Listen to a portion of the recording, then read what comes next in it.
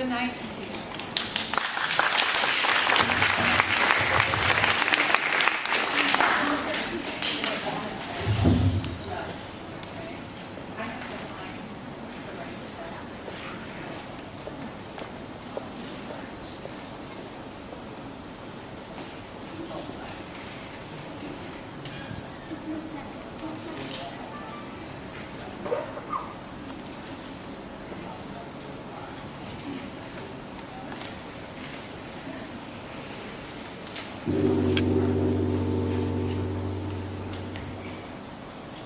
In China, you know, the emperor is a Chinese, and all those about him are Chinamen also.